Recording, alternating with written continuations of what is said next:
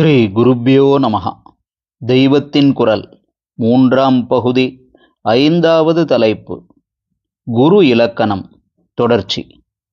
ஆச்சாரியன் என்பவர் எல்லாவற்றிலும் சிஸ்டம் உள்ளவர்.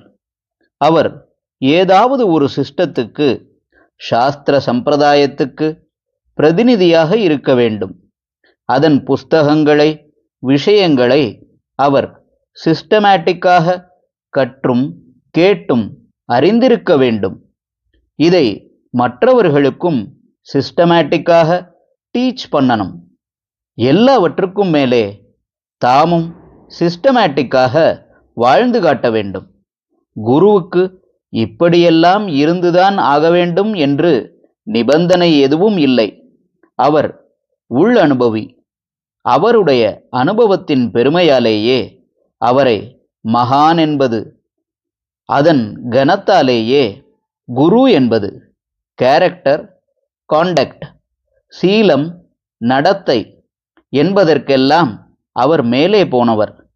பகவானின் கேரக்டர், காண்டக்ட் எப்படி என்று யாராவது பார்ப்போமா? அப்படித்தான் இதுவும். சாஸ்திரத்தை பார்த்து பண்ண வேண்டும் என்பதும் குருமார்களுக்கு இல்லை. ஆத்மா அல்லது பிரம்மம் என்பதோடு சேர்ந்த ஞானிகளாக அவர்கள் இருப்பார்கள். அல்லது ஈஸ்வரன், பகவான் என்கிற மகாசக்தியுடன் டச் உள்ளவர்களாய் இருப்பார்கள். அல்லது மனசை அடக்கி சமாதியில் இருக்கிற யோகிகளாக இருப்பார்கள். உள்ளே இப்படி இருக்கிறவர்களே வெளியில் ஆச்சாரியர்களாகவும் வித்வத்துடன் பிரகாசித்து கொண்டு சிஷ்யர்களுக்கு போதனை பண்ணிக்கொண்டு தாங்களே சாஸ்திர பிரகாரம் காரியங்கள் செய்து கொண்டும் இருக்கலாம். பகவத் பாதாளும் மற்ற மதாச்சாரியர்களும் இப்படியே குரு, ஆச்சாரியன் இரண்டுமாக இருந்திருக்கிறார்கள். ஆத்ம சாட்சா்காரம், ஈஸ்வர சாட்சா்காரம், யோக சமாதி என்கிற அளவுக்கு போகாவிட்டாலும் முன்னாளில் வித்யாபியாசம் செய்வித்த ஆச்சாரியர்கள் எல்லோருமே உள்ளூர ஒரு பெருமை படைத்தவர்களாக இருந்ததால்தான் அவர்களை குரு என்றும், அவர்களிடம் போய் படிப்பதை குருகுலவாசம் என்றும் சொல்வதாக ஏற்பட்டிருக்கிறது.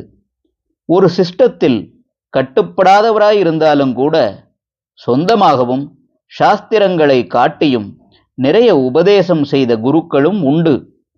அவர் சொன்னபோது அவை குறிப்பிட்ட ஒரு சாஸ்திர சிஸ்டமாக இல்லாவிட்டாலும் அவருக்கு பிற்பாடு அவை அவர் பேரிலேயே ஒரு சிஸ்டமேட்டைஸ்டு சாஸ்திரமாகி அவரே அதற்கு மூல ஆச்சாரியர் என்றாகிவிடுகிறார்.